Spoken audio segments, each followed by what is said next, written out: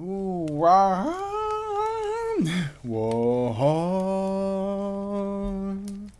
Whoa. Fifth one. After this one, we're at the halfway point. Oh, this was fast because like the previous 4 SCPs were pretty short. But yeah, no, I'm have. It's very back and forth. I gotta say, there's a lot of like. I think compared to like last week's SCPs that we read, I think these ones are a lot more like. Because let's be honest, last week's SCPs also had a lot of SCPs that were kind of like happened to have some similarities, so they felt almost connected, even though they're not at all. Well, this one is fine. Like, it's back to like every SCP is like so vastly different in style and in genre that you just go like, oh. But yeah, all right, guys, contain the anomaly that is a subscribe button by clicking on it. Let's do it. You gotta secure, contain, protect, my guys. And that can only happen if you are more people fighting against the SCPs together. So contain that subscribe button for me. Thank you very much. And we shall read hunger now. Okay. I wonder if that has anything to do with. This might be a longer one. Ooh, this might be a longer one. This might be a longer one. Let's see how long each individual part is. Here we go. This is now where we will spend the most time reading. Oh boy. Okay. Yeah, no, I did say the other ones were pretty short, so it makes sense that there at least would be one that's very long. So let's get to it. Let's get into the reading. This might be an hour read. This might be an hour. Who knows? Euclid, the land surrounding SCP-1444 has been. Excuse me, I'm going. Do I still have the ball around it? No. Okay. The land surrounding SCP-1444 has been purchased by the Foundation under the cover story of a private wildlife preserve. Outpost 1444 has been established adjacent to SCP-1444. Do I say SCP-1444? Yeah, I'm saying the right amount of force to monitor it. The primary responsibility of Outpost 1444 is to prevent unauthorized access to SCP-1444. However, as a precautionary measure, it is also to guard the entrance of SCP-1444 to prevent the emergence of anomalous entities from within. And here we have the primary entrance to SCP-1444 as a picture. Outpost 1444 is to monitor for any telecommunication signals emanating from SCP-1444. In the event that any are detected, they are to be recorded. Logged and otherwise ignored. Sorry about this. There we go. Update. Following recent events, all plans for further exploration of SCP-1444 have been placed on indefinite hold. Additionally, while the special contained procedures of this file have been updated, the description is still pending revision. SCP-1444 HMCL Supervisor Dr. Kaiser Javanen. Description is SCP-144 is an ice cave in the north Ostropovnia, Finland. Topography and spatial dimensions are unstable and inconsistent inside SCP-1444. Okay. Altering between incursion within. SCP-1444 contains multiple anomalous organisms with variable features and abilities designated -1X. I don't like that. That might.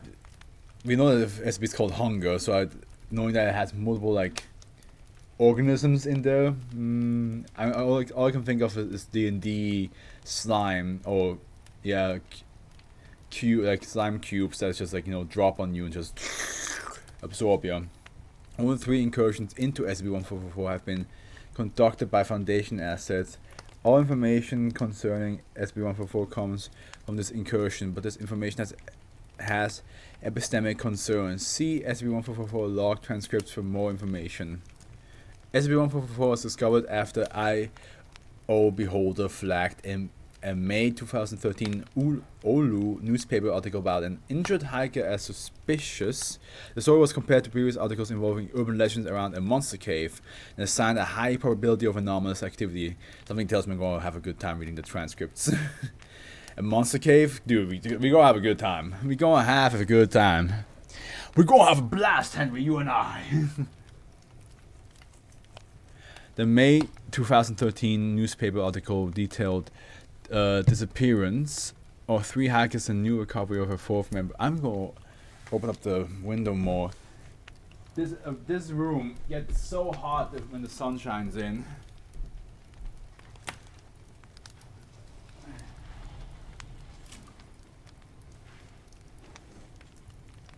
I just didn't want to open the window too far because I didn't want like a lot of noise coming through. But I need the hot air to leave, man. I need the hot air to leave and the cold. What's the temperature right now? Yeah, I mean it's 12. It's still cooler than 27 that's in the room apparently. Okay. The May 2013 newspaper article detailed the disappearance of 3 hikers and the recovery of a 4th member of the hiking party. This surviving hiker was discovered with a severe case of hypothermia and cranial trauma. The hiker testified that her hiking party had taken shelter in a cave and became trapped after falling into a crevice. The surviving hiker did not fall into the crevice and reported hearing the screams of both other members of the hiking party and unidentified creatures. The descent, isn't it? After failing to find a safe descent, right after I name dropped the movie, the actual word itself is in the SCP. Into the crevice, the surviving hiker fled the cave and was discovered shortly thereafter. An interviewer was dispatched to investigate further, but unfortunately had the supplies of amnestics and veritans mislabeled. As a result, the memories of the surviving hiker were rendered incomplete, and the only useful testimony recovered was the location of the cave. Oh, that's a first. That's the first that one of the interviewers just fucked up with the amnestics. That's okay. I like that. We don't usually get that too often. Okay, now we have exploration log. That's the first one. Exploration video log transcript. Okay, guys. I'm going to tell you right now, because we've read the easy part. Get yourself something to drink, get yourself a snack, or have me on in the background while you do something else. Because this is going to take, like I said, I think it's going to take a while to go through. So yeah, exploration video log transcript. June 12, 2013. SCP-1444 initial exploration log. Dr. Jovanen, D1820 and D3749. Begin log. Okay, I gotta give them all a voice now. This is the first exploration to SCP-1444, which will be conducted by the 2D class personnel numbered 1820 and 3749. Please identify yourselves.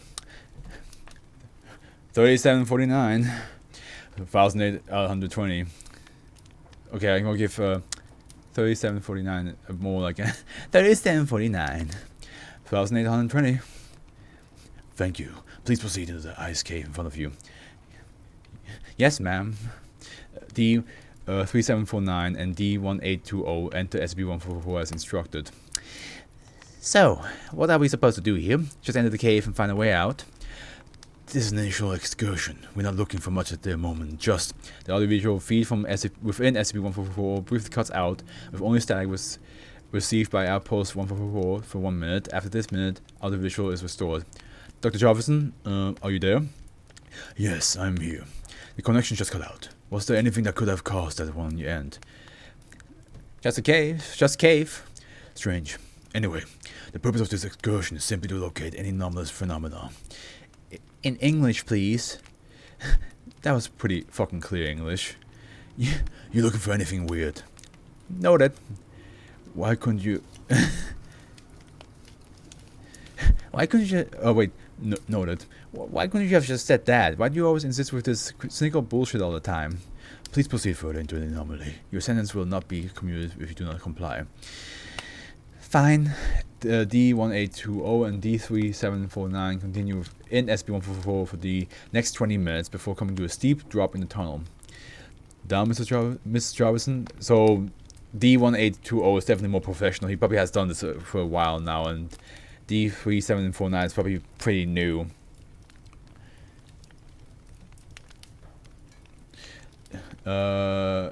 Miss Jarvison. Oh, it's a miss. Well, it's a miss with a deep voice. Doctor, and yes, please descend into the cave. D1820 and D3749 remove the climbing tools and descend to the drop in the tunnel. D3749 stops midway down and motions for D1820 to stop as well. Do you hear that? Hear what? Like a really quiet howl. Listen. Both D-class stop all movement and cease making noise. A faint, nearly inaudible howl is picked up over the radio. Go find what's making that noise. We're still climbing. I'm sure we'll handle it as soon as we get down, which shouldn't be long. Most of the way there, D1820 and D3749 reach the bottom of the drop and shine their flashlights around. The two are standing in the large cavern with 3 separate tunnels going in different directions. The howling is loud and is apparently coming from 2 of the tunnels. D3749 points to the right tunnel, which the howling is not coming from. This is suspect. I love this. I love this. It reminds me of the end of the stairway, like the SCP-087. I keep its number wrong. I keep getting its number wrong, but I think it's 087, right? Yeah, the stairwell. Yeah, yes, 087. It reminds me. It gives me that chill of like, oh god, the decals are in a situation where I would hate to be in. They just have to do it because they constantly get forced. And the Dr. Jarvinen just gets to like be in safety and just command. How about that one? No, it's coming from the other two. We need to go through those. You take the left, now take the middle. Fine, but we're not splitting up. We need to cover our ground. Figure out where it's coming from. I don't recommend splitting up. Even though Dr. Jarvis is like, hey, Jarvinen is just like, oh, hey, let's not do the Scooby-Doo stuff. Let's not do Scooby-Doo right now. Like, I think Jarvinen would have appreciated usually to split up and cover the ground. Like, she would be like, oh yeah, that's smart thinking, that's good. But right now, she herself is realizing you're in a situation where something could happen to one of you, and if the other one is not there to help each other, and if we lose both of you, then we're losing D class. You know, not that she cares about losing D class, but just it's losing. You know, let's just say it this way: losing tools to experiment with.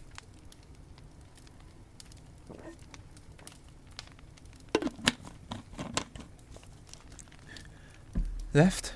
Sounds good to me. Do we have any weapons on us? You should have been given knives. They're not really meant for combat, but I've seen them used for that before. Sounds good to me. Seems like they work well enough. D1820 and D3749 head down the left tunnel. The howling becomes more audible and distinct. What does that sound like to you? Does that sound like a person? Yeah, it does to me too. I don't think that's an animal. Many animals tend to sound like people in their cries. Foxes, for instance, are like a woman screaming. I've heard about that too, but this feels different to me. I'm sure there's someone down there. Or something. You heard all those stories about monsters they have. Well, it's something like that. Of course, I used to be stationed with a couple. Get your knife ready. See, that's what I'm saying. Like, I fucking knew it. So yeah, like D3749 is definitely much more new to this, while D1820 is more a veterinary. Like, he's just more expert at how this stuff goes. It's just from like how they talk, I was able to tell, which is good. That's good writing. That's good writing. If you can tell without them having to say it out loud that, oh, this guy is definitely more new and this guy is definitely more veterinary. I mean, wait, did they ever mention it? No, it doesn't mention here. It's just pure the way they talk to each other and the way they talk to Dr. Jarvinen, that you can tell who has done this for much longer and who hasn't. D13749 and D1820 walk down the tunnel in silence with their knives drawn. They reach the end of the 3 minutes, and no point does the howling stop. That must be so scary. Like, the howling just goes on and on and on. when you're just getting closer to it and you just don't see anything. The tunnel terminates in a large cabin with a humanoid entity. Okay, so we have a humanoid entity, which is now the first one. 1A, crouched against a far wall, is loudly howling. Oh, that. I don't like that. The cameras used by D1820 and D3749 do not capture a clear view of the entity. Jesus, what the hell is that? Is it even human? One of the hackers, maybe. There aren't supposed to be monsters in this cave, right? The Dash 1A rises to its feet. It stands approximately 3 meters tall, covered in shaggy white fur. The ends of its hands are covered in red stains, presumably blood.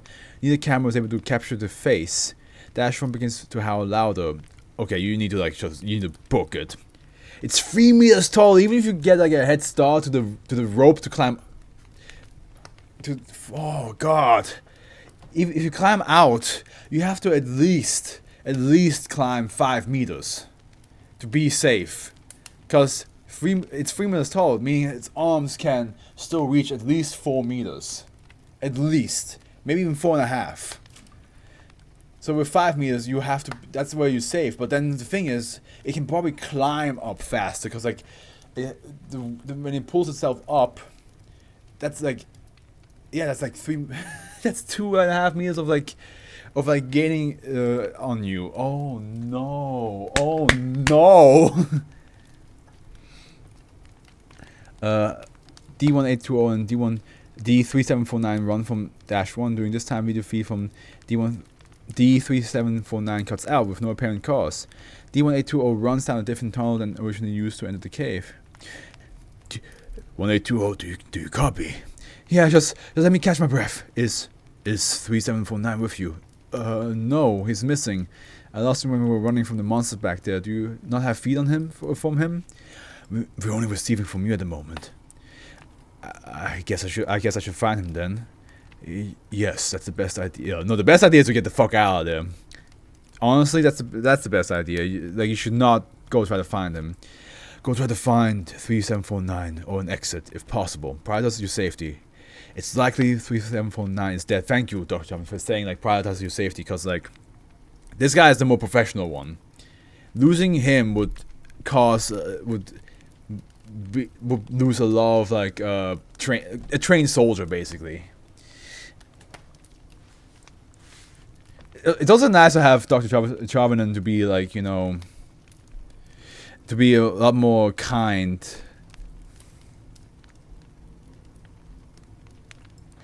A lot more kind to D-class, you know, because we don't have that so often.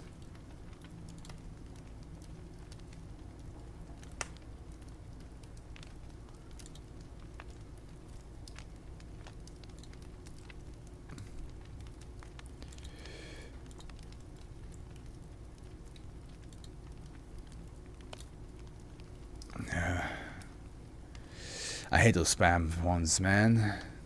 Always makes me like happy to see this giant block of text just to read the first sentence and be like, oh, I want to promote your channel. And I'm like, no, that's not how. I'm not gonna do that. I'm not gonna do things like that. But as I was saying, it's nice to see Dr. Jobin being actually nice to again. The D-class are criminals, and some of them are very horrible criminals. But we don't know who D1820 is. He could be like. He could just be like a very strong, like very like capable thief, and maybe he had like one kill under his name that could have happened like out of pure accident. Who knows? But yeah, no, like it is nice to like see this. Okay, now let's go on. Oh, is that an image? Oh, that's creepy. I just saw the image. Ooh. D1820 proceeds to walk through the tunnels of SCP-1444, not encountering any unusual phenomena in the course. The howling is no longer audible. D1820 eventually comes to the juncture.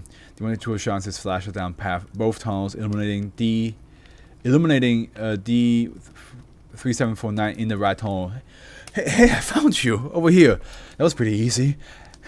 Thank God. I don't know what happened. I was with you and then I wasn't. I don't remember anything of what happened.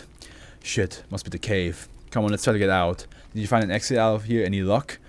No, but I hate this fucking cave. Let's look for one. Finding an exit seems a good at this point. We've gotten some good data so far, and we can end the exploration now. I'm glad you're happy. D1820 and D3749 continue to walk through the cave, coming to a steep rise. They used a lot of equipment to climb it, taking several minutes to do so before continuing through the cave. Is the cave like shifting? Because like they don't seem to like, sorry, boy. Don't seem to like remember where they came from, or like things seem to like be weird.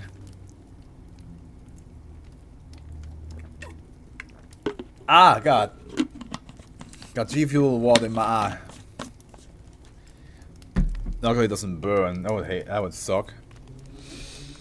D1820 and D3749 walk around the corner, coming across an apparent accident. An unidentified individual, -1B. The external location of its entrance is unknown.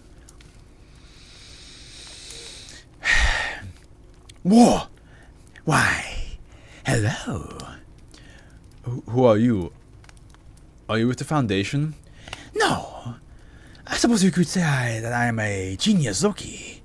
For a layman like the two of you, you're first thinking of the spirit of the cave itself. The cave itself. I know what a genius Zoki is. Go fuck yourself. Now. I'm supposed to be the cold one. What's the reason for the hostility? I've been nothing but kind to you. If you're the fucking spirit of the cave, then you're behind all that bullshit we just have to deal with. Is that a way out? Behind me? That is what you want. Freedom? Just right there. There's no way I'm trusting the goddamn cave itself. This place is a nightmare. Gabe, come on. We're so close. It's right there. Just listen to it, please. I don't trust it. Comply with the entity. Attempt to exit SCP-1444. You can leave. You just have to do something for me. I'm just so very, very hungry. Do you have any food you could spare? Oh, sure, we got some in our packs. D1820 removes his supply pack and opens it, removing his food rations, which he then hands to -1B. Beautiful.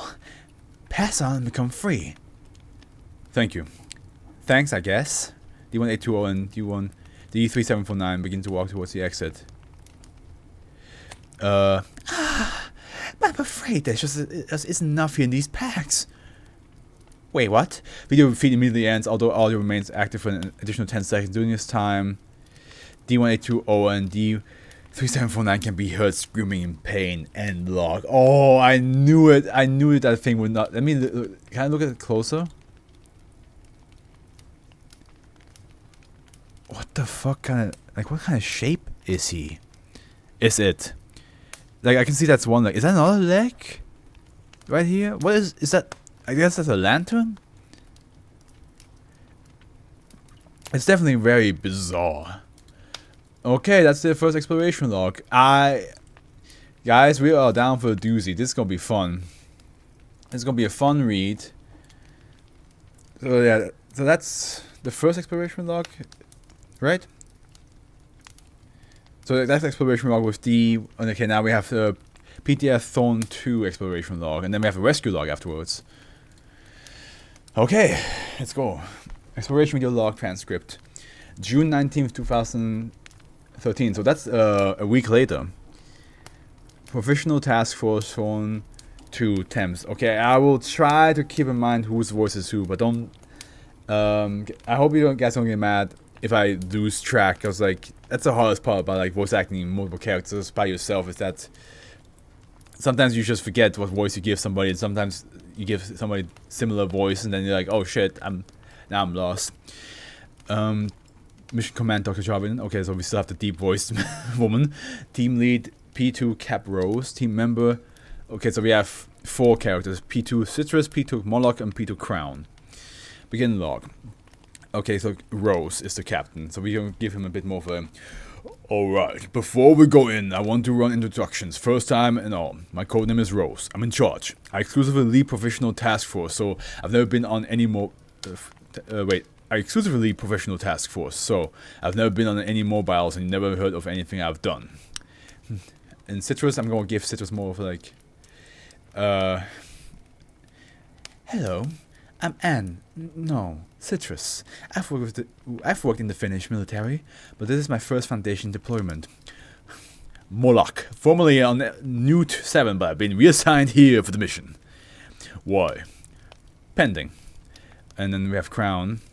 Crown, I'm going to, oh, they gave me the code name Crown. I was once in an esoteric coalition strike team, but defected to the Foundation. Better ideology. A greenie, a probie, and a traitor. Just as good as any professional, I suppose. Rose, are you ready? As I'll ever be, Doctor. Let's go, team. Yeah, they're both like in a similar voice. Like Rose, Dr. Jarvan, I'm gonna give more of like a more like raspy, like Rose, are you ready? And Rose, I'm gonna give more like a bassy. As I'll ever be, Doctor. Let's go. You know what I mean? Professional task force, and then Citrus is gonna be more feminine. Moloch is gonna be more show-offish, and Crown's gonna be more snobbish. Just gotta keep that in mind. Professional task force Thorn 2 enters SB-144, switching the flashlights on once inside. This is primarily a survey mission. On the previous exploration, the D-class ran into a few interest. All communication lines between command and professional task force Thorn 2 cut out. I think that's the moment when they are. It's fucked. That's the end. They are not. You cannot save them anymore because. Yeah, there we go. That's the button I wanted to press. I think that's the moment. Yeah, they are screwed because I think that's when like they enter the dimension of the cave. But the last time there was a survivor, so maybe it's not. They're not completely screwed then. Again? Yeah, wait. Again? Communication come back online shortly later. I'm trying to go like more like a Soldier 76 voice with Dr. Jarvan, and I'm not a young man anymore. Again? Communications come back online shortly later without external auction. And finally, an apparent genius loci of the cave itself. Our current goal is to establish communication with the entity if at all possible. Come in, can you hear me? Loud and clear, Doc. Why wouldn't we? Communication cut out briefly on my end. We didn't notice anything, sir. Sorry. If they're back now, then we should be good? I think so. Proceed with caution and try to stay in regular contact so we're warned if that happens again. Copy. Now, in about 10 minutes of forward walking, you should come across a steep cliff, which would then lead into the cave expansive cave system. The D-class set up a rope and patterns and left them there, so you should be able to rappel down. Left or right, though? I'm sorry? We reached a branching fork in the cave. Which way is the drop? That's unusual. I think that the initial description of the cave had some accounting for inconsistent topography. Take the left. You heard her. Left it is. Did you get the chance to watch the files from the last excavation, Captain? You weren't supposed to have access to those. We disseminated transcript logs and some pictures, but not the videos. I have my ways, Doctor. I saw the pictures, but I get your point. This cave system looks completely different. Much darker, and there's water all over the ground. The left tunnel. Oh my god, that's so cool. I love this SCP. It will be a good movie. This will be such a good movie. I'm gonna write it down. This will be such a cool movie to do. I have to write this one down. Why am I doing it on here? Just... Alright guys, do not look! Don't look, it's all private! Actually, I can just do, this.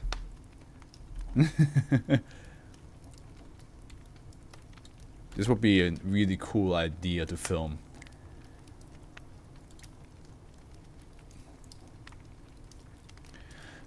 I can fly so very high. Oh, sorry, so it's a very sky so very high. That's what it was.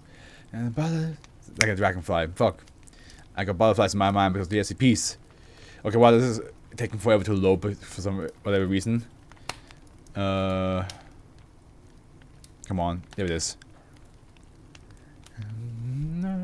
Oh, I want to get away. I want to fly away. Yeah, yeah. There we go. Alright, close it. And we're back. Much darker, yeah. Someone expected variance. You can't expect the tunnels to be completely consistent throughout, I suppose. I don't know. This seems like a bit too different to me. Thorn 2 advances through the cavern in silence for 20 minutes. They emerge into an open cavern with a steep slope drop off to the left. There is approximately 1 foot of level terrain on the right-hand side. B2 Moloch lights a flare and tosses it down the side of the slope. It slides down until the light fades in the darkness. That doesn't make any sense. Those flares are supposed to be visible for up to 5 minutes and from up to 15 kilometers away. It shouldn't have disappeared in the darkness. That slope is impossibly deep. Wait, what? Really? It's that deep? Don't fall in, then. It's a long way down to slide. I could come up with something on the fall. I know enough to put something together. Don't get cocky. Crown, let's go. Thorn 2 advances along the narrow path on the right-hand side. Crown and Moloch make it to the landing on the other side of the cavern. Citrus and Rose are still advancing when the ice beneath Rose cracks. Without any warning, the ice shatters and Rose trips and falls over. Citrus looks back and reaches her hand out, but is unable to turn around due to the narrow width of the pattern. As such, Citrus is unable to reach Rose before she slips and falls into the pit. The 3 remaining cameras record video of Rose sliding down the pit until she falls into the darkness. Rose radio picks up audio of her screaming before abruptly cutting out. Captain! I just gotta make sure I don't scream. Pass through the darkness in the light, sister. It behoves to take another road. If from the savage place thou wilt escape. Moloch. My god, I'm losing my breath.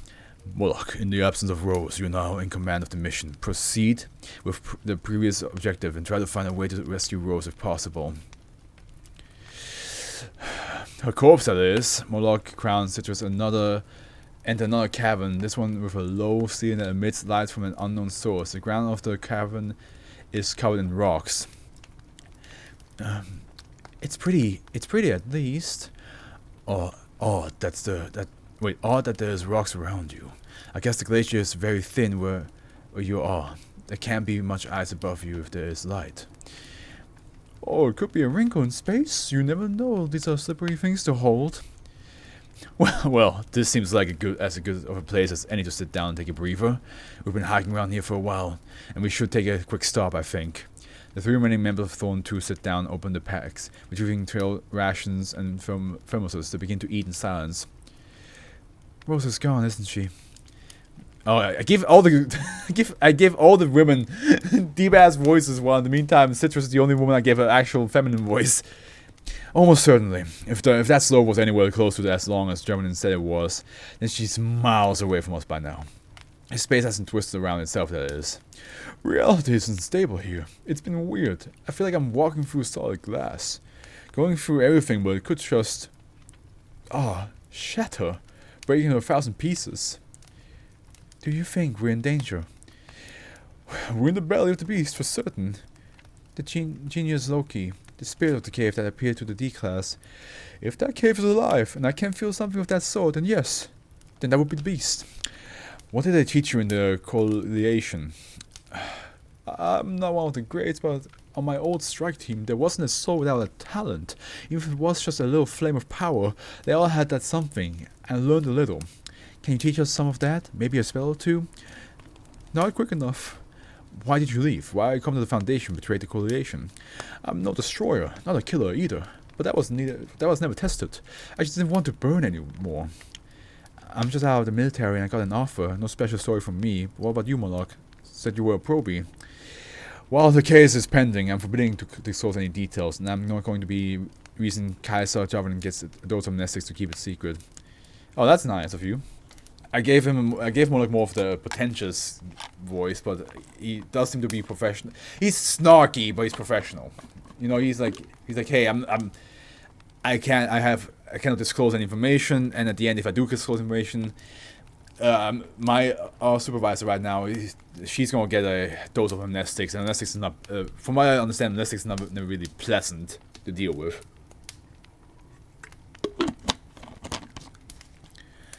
Quiet. Do you hear that? The three members of Zone 2 stop speaking, and low rumble echoes throughout the cavern, slowly increasing in volume. Don't bother packing, just run that way. Yeah, that's fair. Like, that's kind of like if when you crash with a airplane, don't try to like get your stuff out, just go before anything else happens. Zone 2 rises from the positions and begins to run. There is a tunnel on one wall which Moloch is pointing to. The three head in the direction. An indistinct shape emerges from the tunnel, and the team pivots, looking for another exit. For a brief moment, each member of PDF Zone 2 is facing in a different direction. When they turn around, they are all now in different locations, with no apparent cut or abrupt disturbance. The other members have disappeared from each member's field of vision. What the? Dr. Jarvison, the team has disappeared. They were all behind me just a second ago.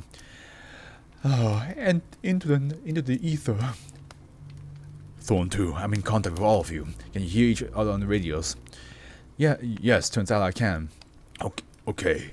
You need to keep moving. Get out of the cave. The rumbling is still there. Try to find an exit. Look for each other if possible. I can hear bogies closing in on me from multiple directions. I'm going to feed from Moloch abruptly cuts. Sir? Crown, Citrus, just try to regroup. Your current task is to escape from SCP-144 by whatever means necessary. P2 Crown unsheathes their tactical knife and begins to carve a symbol under the closest ice wall. Crown, what are you doing? I'm going to create an explosion. A spell gone wrong can have disastrous results, and I'm going to do it intentionally. Your file never said you could do that. I didn't think it would come to do it. So no, I would never told the Foundation. It's something of a last resort, you see. I'm ordering you to stop.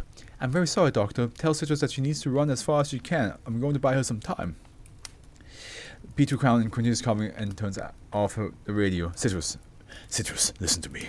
You're the last member of the team still responding to communication. Crown is apparently sacrificing themselves for you. D-Class found a way out. You need to go chase it down. Yes, copy, I'm going. Please, let Citrus survive. Please. Citrus begins running toward the walls. The sound of rumbling is growing louder. After a minute, Citrus passes in front of a tunnel leading off the main cabin. The roof of the tunnel has been carved, and there are wooden boards on the floor. At the same time, Crown finishes the carving. Turning around the camera, reveals multiple black wolf-like entities. Oh, that's cool. I love wolves. Except in this situation. The circling Crown. They remove a flare from the pack, ignite it, and slam it into the carving on the wall. A bright light is created and the audiovisual is lost. The sound of a large explosion is heard on Citrus' camera. I think that was Crown, but this looks promising. I'm going to go down. It was. Go down that tunnel. It's your best chance of getting out of there. Doctor, can I ask you a question? Of course. Do you actually think that I have a good chance of getting out of here alive? Be honest. I'm going to do everything I can to make sure you get out safe, okay? I haven't given up on you. I said to be honest. It's not looking good, Citrus. I'm sorry. I think I thought as much. The cave eaten so many of us already. The two sent in here before me, Rose and Crown. Eaten? I'm sorry? Why did you say eaten? That's an unusual word choice. Yeah, why would you say that? Howling comes from behind Citrus. Her body contorts as she eventually looks behind her, but her body camera does not follow her perspective, so it begins running down the wooden planks of the carved tunnel. After 30 seconds, Citrus is knocked to the ground by force behind her. Communication feed ceases upon impact with the floor. Perkele! P2 Moloch communication reactivates.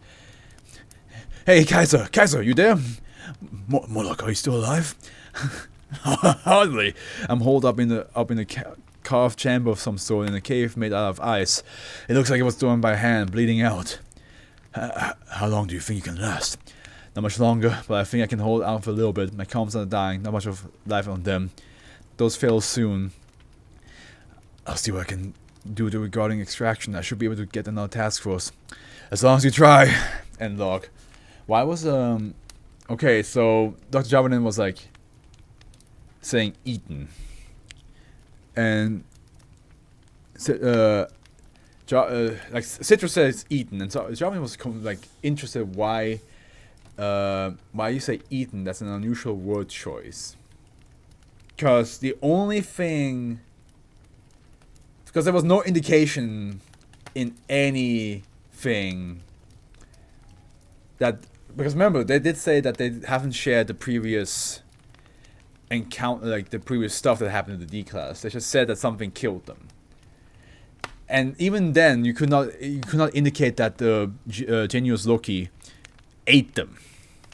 So the fact that, and nothing that happened around Citrus indicating eating them. I mean, of course, Genius Loki said, "I'm hungry," and that's not enough in the packs. It's the only thing that indicates like, oh, the spirit wanted to eat the D-Class. But anything else that happened was not any indication of that. So the fact that she used eaten as a word to describe what's happening in the tunnel stands out. Which makes you wonder if Citrus had a bit more of a connection to the tunnel than she first gave off. Or if she just came to a conclusion much faster than most of them, which then makes you wonder, how did she come to that conclusion? But yeah, that's this one. Yeah, so proceed to the next log. This must be the rescue log. Yes, it is. Okay, rescue logs. Okay, whew, this is cool. I don't mind reading this much because it's like very fascinating. Preface. Following the apparent loss of 3 members of the professional task force, it was decided that a more experienced and coordinated mobile task force would be deployed into SCP-1444. Yeah, which now that I think about it, it's kind of odd that they sent in a ragtag group of random people that, like, as we saw, like, one was like fresh from the military, one was a coalition, like basically a magician, one was technically a leader, but they were first gone, and one was a probie. It's crazy, like, to think like none of them were like massive professionals technically. They were professionals in their own categories, but not when it comes to working together on something like this.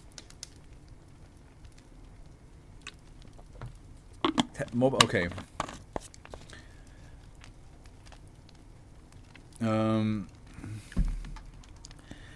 MTF Zeta-9 mole rats was selected for this purpose. One team of Zeta-9, comprising of 5 agents, was sent into SCP-1444. The rest of Zeta-9 was stationed outside of SCP-1444 to be deployed into SCP-144 if needed, in addition to providing assistance for mission control. That's smart. But at the same time, it's probably not going to help much because the tunnel seems to shift inside of it anyway, so... okay, June 20th, so this was like a day afterwards. I feel like, because last time it was a week difference, but that was like exploration, not a rescue team. I think as a day passing is already too much time. That's too much time. MTF Zeta-9 mole rats. Okay, rescue attempt. Okay, we have mission command Z9 Captain Hollis, Dr. Jobanen, Z9 auxiliary teams, team lead Z9 lead Towers, team members Raphael, Monroe, Zoe, Rosales. Oh, there's so many voices. I'm probably not going to keep up with all the voices now because there's so many. Okay, Jobanen will keep the voice. Hollis, I'm going to give them a special voice, and I guess auxiliary team? Yeah, no, Hollis and lead Towers? Oh god, I give Hollis and Jobanen a special voice. So Hollis, I'm gonna give oh, this is Zeta-9 Captain Hollis. Mole rats, give me your roll call for the records. Sergeant Graham Towers, I'll be leading the mission today. Raphael, Sergeant Monroe, explosive handler. Lieutenant Francis So. I'm Corporal Madea Rosales. Rosales, that name sounds familiar. Any Foundation family? We're a prolific Foundation brood. My uncle is captain of the Jaeger bombers. My dad was head of the archaeological division for a couple decades. My older brother is his successor. My younger brother is my younger brothers on Zeta 2. Perseus, Hector, Ulysses, and Achilles. Your family has quite a name scheme. Sure does. Alright, let's go with the mission briefing. I'll take it that you have all the chance to review the video footage of the last 2 explorations, but this won't be like those 2. No, Adrian, I will show you how it's done. This time it's a rescue. A member of professional task force Thorn 2 has been trapped within SCP-1444 and is currently alive. His radio has died, but we're still getting a vital reading. Okay, so he's still alive. God, a whole day in that tunnel? God damn. Can't trust professionals with anything, can you? Nowhere near as good as us rats. Thorn 2 served honorably under the circumstances they were facing. If you say so. Alright, team, okay, I'm gonna try to give them voice. Okay, so I think Zoe's gonna have my normal voice. Rosales is gonna have like a... I'm Corporal Madea Rosales. I'm gonna roll the R's a bit more. Wild Skill and... Rafael... I don't know. It will come to me. It will come to me. Alright, team. Before we head in, I'd like to discuss strategy. That cave has incredible distorted spatial realities, but the thorn is in there somewhere. Now, in my experience, effects like this crumble under pressure. So if we break the walls and blow them up, and space will start collapsing. If we control about it, we should be able to collapse ourselves onto Thorn's position and then burst out.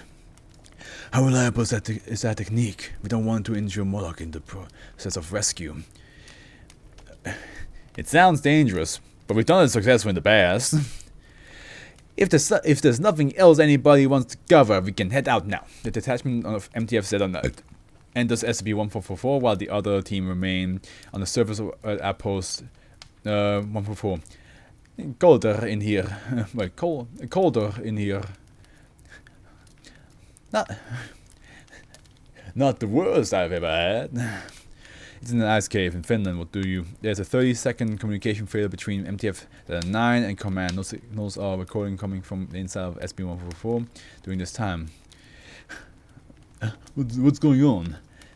Communication failure. It happened both previous times guys have gone in. It has been related to SCP-144. Current hypothesis that they reached the threshold of the actual anomaly. But the gums come back. About 30 seconds later, we gave the Thorn 2 and your boys better equipment than the D's. Didn't do anything. Don't trust it. Neither do I. 30 seconds after the beginning of the failure, signals return communication restored between MTF-7-9 and command. Come in, command. This is 7-9. We're picking you back up, 7-9. It seems you have reached the anomalous portion of SCP-144 itself. So this is where the fun begins. Let's get straight to the point and blast a hole in the closest wall over here. No time to waste. Right away. Step back, everyone. C9 Monroe removes a long drill from the equipment and bores into the ice wall. He then removes an explosive charge and feeds into the hole, securing a fuse line out. After clearing the explosive radius of the charge, he detonates it. When the debris clears, there is a large opening in the middle of the wall large enough for an individual to pass through. C9 walks through the opening into a large cavern. On the far wall of the cavern is an ornate wooden staircase leading up to the side of the wall to the balcony. 40 feet in the air. The tops of the balcony extend in the direction beyond the initial cavern. In contrast to other areas of SCP-144, this staircase has artificial lighting. Hey, it worked! Is that the staircase going up? Wouldn't that dig them out of the glacier? It would normally, but it appears the dimensions within the glacier don't correlate well to the outside of it. Looks like we found something, alright. Those are lights. There has to be the power source somewhere, which we should be able to follow relatively easily. Good point. The members of Thorn 2 that were supposed to rescue gave his last known location as being in the middle of a carved section of ice, so a man-made section is probably close to that. All good analysis, team. Follow those lights to see if you can find a source. Selena begins to climb the staircase together. Careful. Those are rickety. While Monroe, the last member of 7-9 in the lines, ascending the staircase, the stairs begin to creak before a board gives out from under Monroe. He falls quickly and tries to grab onto a railing, but they are covered in ice and he's unable to get a good grip before falling 30 feet down. Monroe crashes into the ground and stops moving. Blood begins to pool around his head. Shit! What did I say? You need to get off those stairs as quickly as you can. They're not safe. You can assess the situation after. Yes, ma'am. Looks like we have to abandon Monroe. Let's go, everyone. The rest of 7-9 is able to safely ascend the stairwell. There's all the captains are women. Awesome. It's just a shame that they all die in this. There are multiple tunnels leading off from the landed the test. Again, I gave the one woman in this team that I know of a male voice as commented upon in several iterations. The closest tunnel has metal railings, mats on the floor, and is carved directly into the eyes. If you're looking for a power source, then the tunnel in front of you is your best option. I'm not so sure that's actual. In the command office, Z9 Cap Hollis slaps Dr. Job in the shoulder and brings a finger to her lips. Wait, what? Oh, because they're still there. Yeah, okay, so Captain Hollis is with... Okay. So why is Captain Hollis saying shh? Does Captain Hollis know something? Okay. Good idea, Captain. Let's go. How long was he on the team? Monroe? Yeah. Three years before that, he had been on that one task force that blows up houses. Can't remember the name. I loved him though. Home Improvement. Home Improvement. PSI 7. Yeah, that's the one. He wanted a little more danger in his life and a promotion. It's just that he died randomly, fell down a little, and that's a reminder. For all your blusters, you could just get cut down. Nice and easy. No fight or anything, just to fall into the abyss. One member of Thorn 2 died the same way on the last exploration. Never changed, Thames. You know, that place looks something like a Foundation facility, don't you think? Just like one of those labs the eggheads love. White walls, professional and all. I can see the resemblance. Proceed forward. See if you can find any offshoots or terminus in the tunnel. Understood. Oh, is that how the tunnel works? Does it like shape to what you think? Because last time, they thought, oh, it's cold, and it's like, yeah, it's a cave in Finland. Of course, it's gonna be cold, and everything was like shaped out of ice. Power source has to be that way, right? We found something good this time. Pause. Yes, go on. Proceed up those stairs. Z9 ascends the staircase and reaches a new tunnel system. This portion of the system is carved with a high level of detail and has several branching tunnels on the right hand. This is why you need the professionals. Captain Hollis immediately figured out how this thing works. It goes off like on whatever like environment you seem to be thinking of, I guess.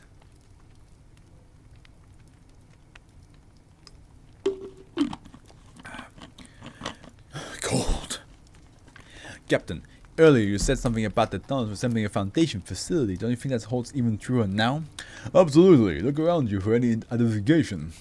There's a block here, and it's covered in snow. It says property of the Foundation. The bottom's obscured. What below does it say Department of Abnormalities? 1 second. Yes, it does. Captain Hollis moves command broadcast audio. Do you think this is all suspicious? How so? This is all too perfect, far too perfect. This whole time the video feed has been molding to what we expect from it. Every time I mention or suggest something, it comes up.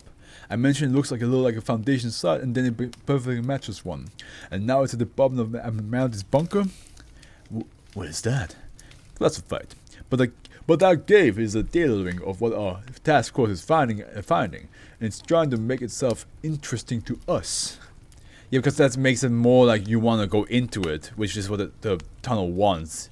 It wants people to descend further in because it's fascinating them, especially like tunnel, like people who love diving into tunnels to begin with.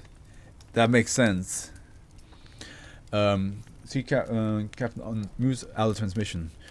That's why every time you look for an exit, it will have the exit somewhere, but it will then, of course, kind of like tease you about it. Scope of the mission has changed. Rescue is no longer your primary concern, but securing this location. We do not know what could be in here, so proceed with caution. Any kind of anomaly could be present. Copy that, Captain.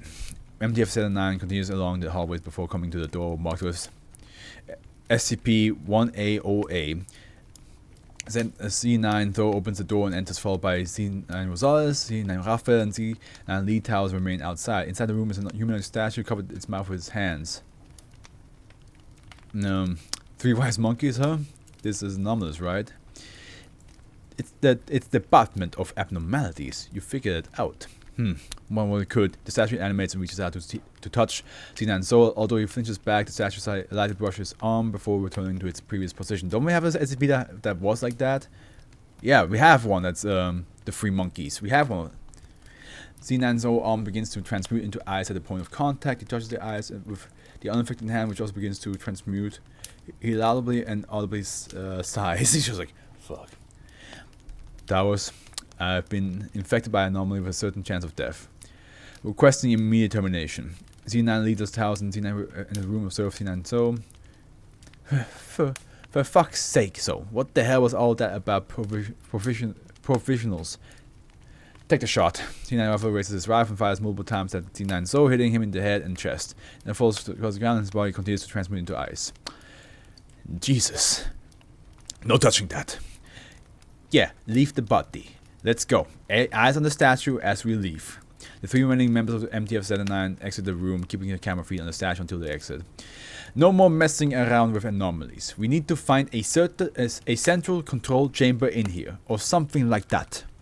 Good idea. Go look for that. MTF-79 proceeds down the hall until it passes by a chamber with a melted hole in the wall. Water drips down from the ceiling and debris is strewn throughout the hallway around the hole. The interior of the chamber is empty. Call 9-tailed fox.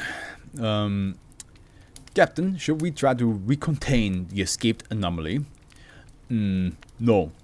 But keep an eye out for it. I suppose it could strike at any moment. It could come from behind you at any moment. In fact, it might be sneaking up on you right... Hello? Then Raphael Rosales and Towers turn around. A collection of naked humanoids collectively 1C is standing behind them, completely blocking the hallway. Each humanoid is brandishing a bloody knife, axe, or other edged weapon. They are enough to completely block the hallway in the view of others. 10 and 9 collectively back up and draw their weapons against 1C. You're quiet. Who are you? What do you want? Speaking collectively. To feast. Food, huh? We were expecting one genius-look guy, not a whole pack of them. Why are there so many of you? I am Legion, and you contain multitudes, you utter heck. We'll be free eventually. It will come for you then, Captain Hollis. Do you think that's the first time something like you has vowed an oath of enmity against me? You aren't taking me down. Get some original materials for once. Fire at will. Just go ahead, kill them all. 9 opens fire on the mob of humanoids. Although the majority of -1C are quickly killed by the bullets fire, a few are able to press forward and get within reach of 9 lead towers. They are able to stab him to death. Then Raphael and C9 Rosales turn around down the hallway. So that's only 2 left. We have Monroe, dead on the ground, Zoe, frozen, and Lee Towers now stabbed.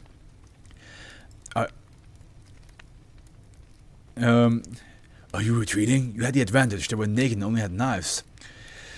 Too many of them. I just want to get out of here. A member of the mob throws a knife at the fleeing pair. It catches Raphael in the leg and he yells in pain. Falling to the ground, the rest of the mob is able to catch up to him and brutally stab him to death.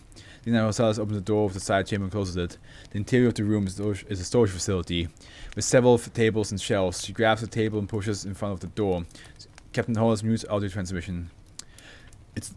It's not real. This isn't actually happening. The feeds are lying to us.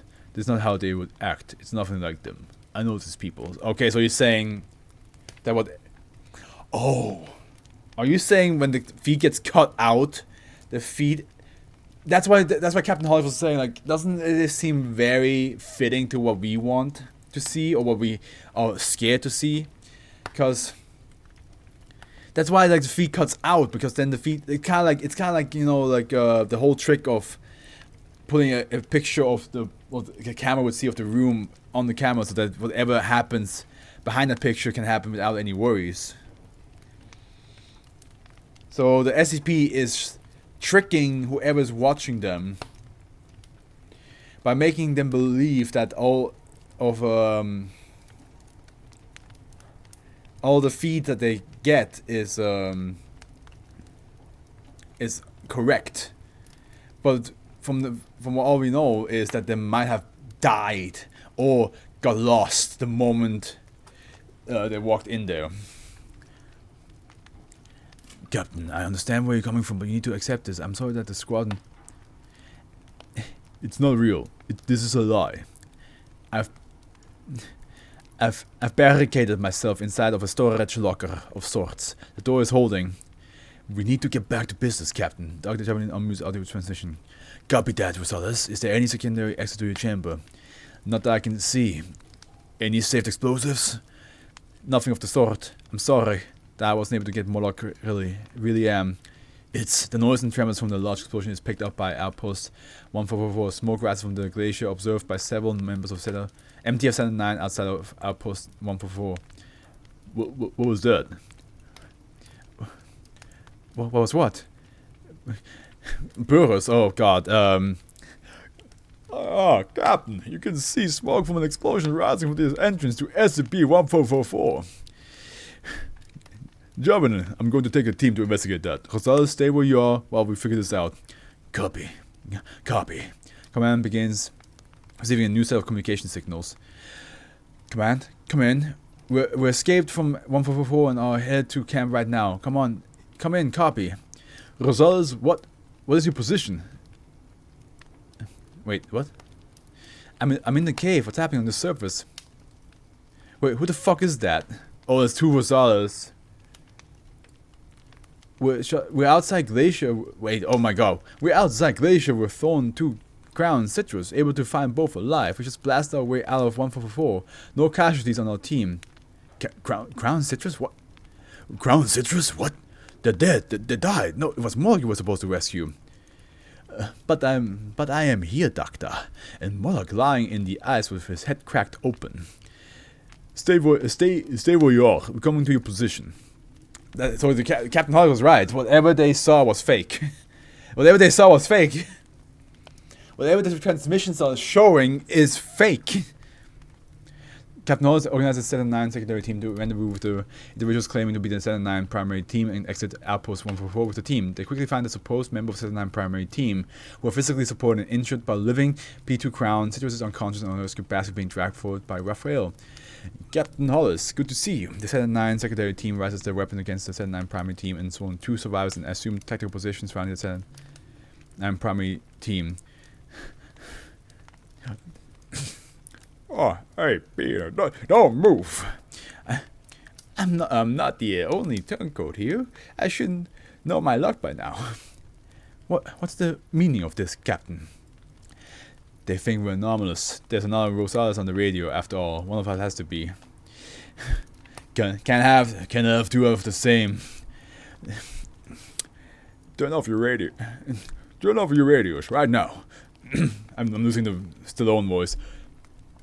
Yeah, turn off your radios right now. Everyone here, even the secondary team. The radios of the Captain Hollis, all members of the 7-9 secondary team, and the individuals reporting to the 7-9 primary team, and the phone 2 survivors are turned off. What's happening on the surface, Kaiser?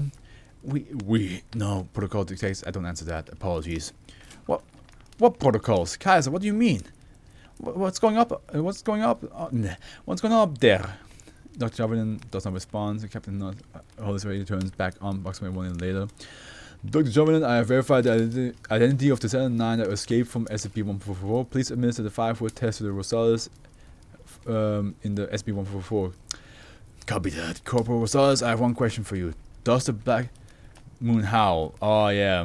All Foundation personnel on the radio channel respond to this question with an appropriate answer, verifying the identities and lack of the terrorist mind-affecting phenomena. At this time, audiovisual communication from within SCP-144 abruptly ceased, replaced with a single black frame and an audio feed of a voice that matches 1B.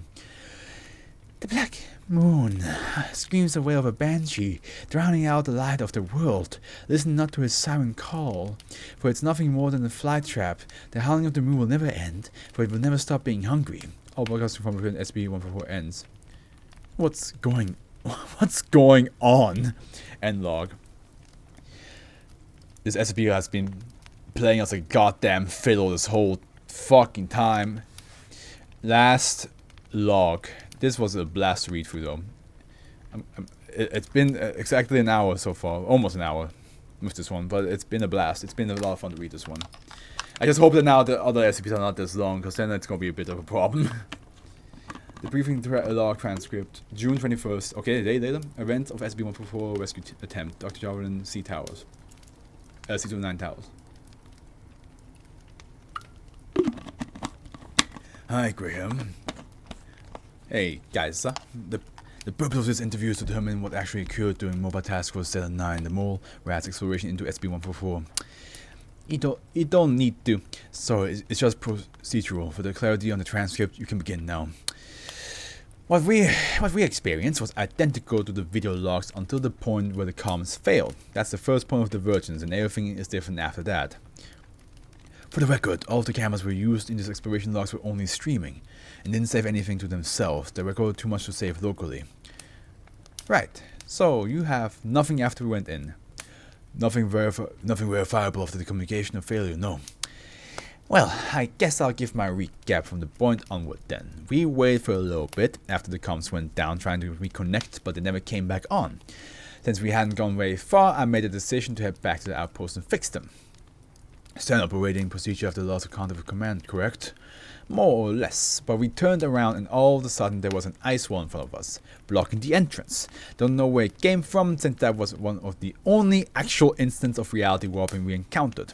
I told Monroe and Rosales to start working on drilling explosives into the wall, which they got ready for. That's the explosion they heard later, but the explosion didn't come for a while later, right until you escaped.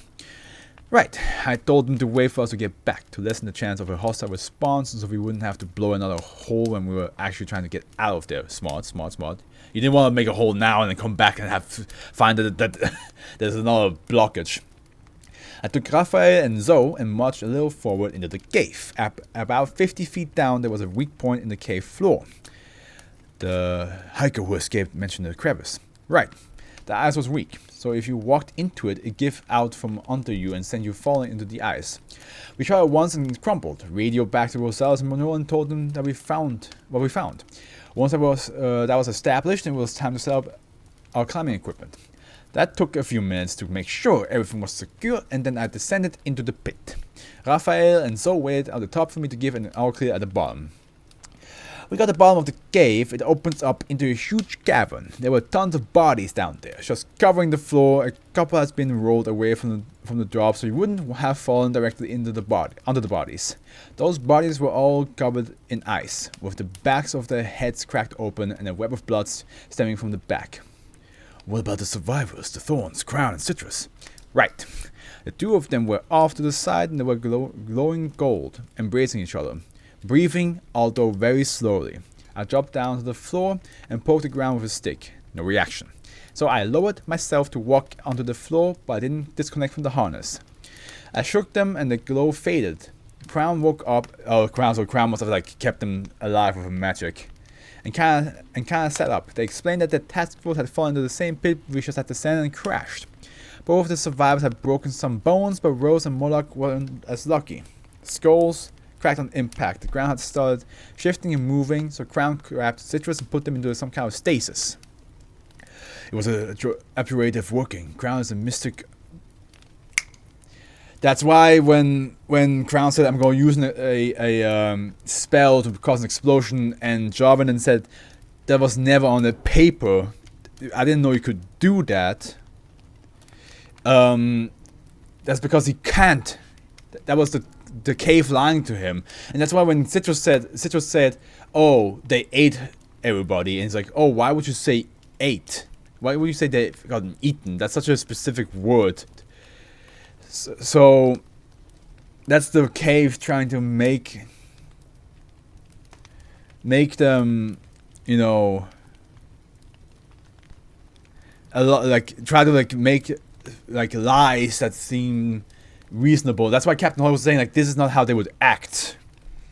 There were all signs there. There were all signs there that the cave was just bullshitting the whole time. The whole feed was a lie. Okay. It was an obturative working. Crown is a mystic, although mostly untrained. They did know how to enter my state of invulnerability, but had to sap the energy out of Citrus to survive. They got her permission, of course. Good. We got there before both of them bit it.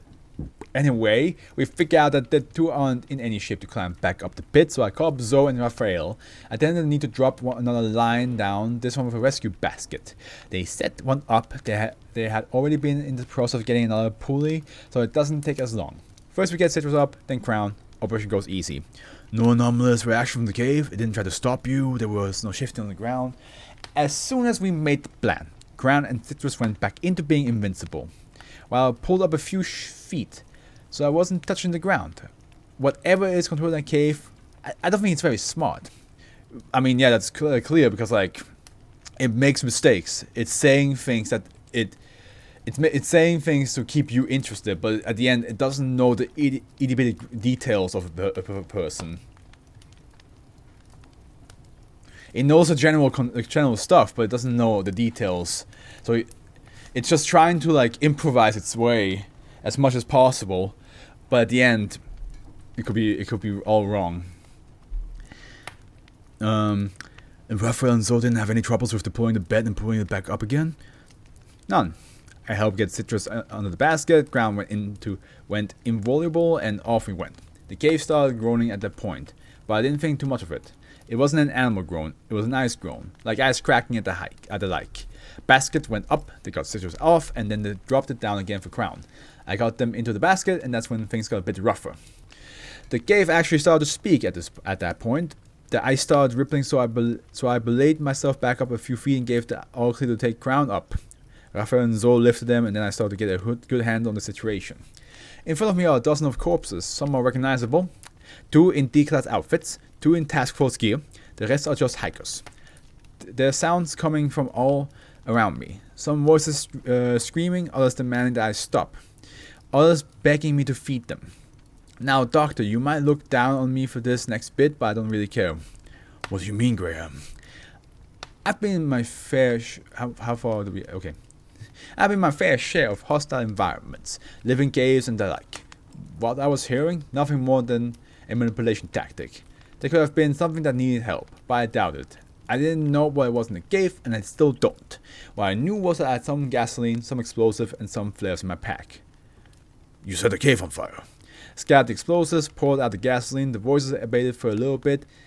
I got farther up, lit a few flares and dropped them. All the voices were screaming after that.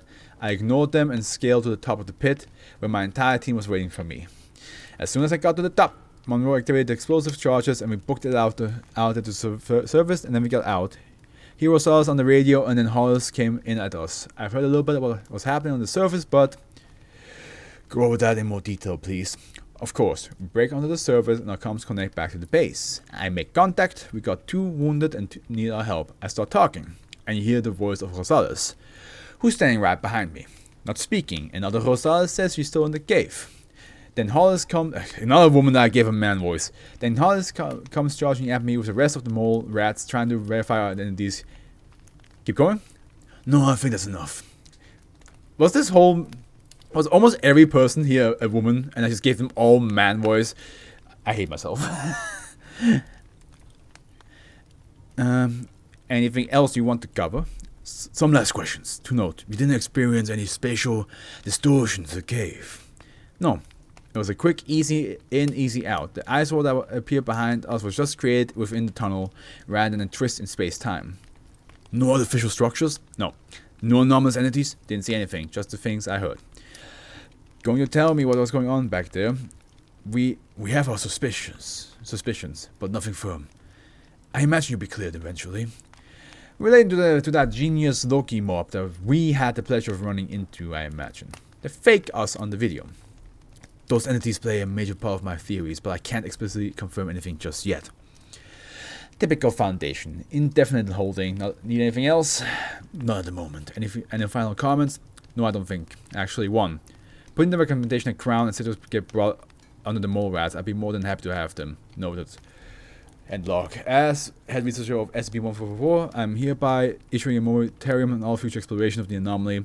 The official reason I shall be using when filing this request is that the alteration rate for the anomaly has been too high for the level of information about what we learned.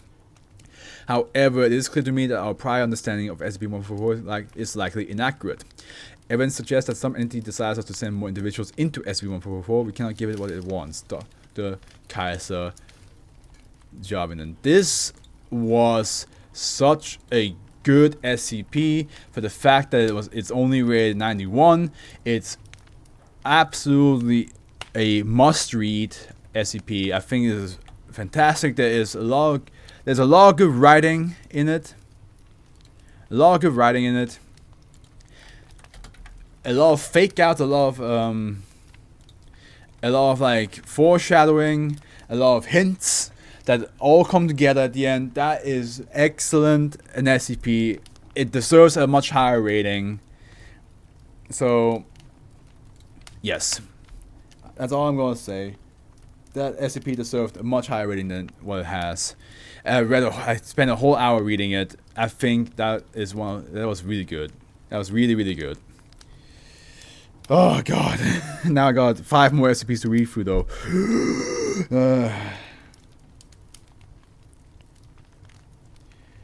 I've been at this for 2 hours and I still got 5 more. I hope the other ones are shorter now.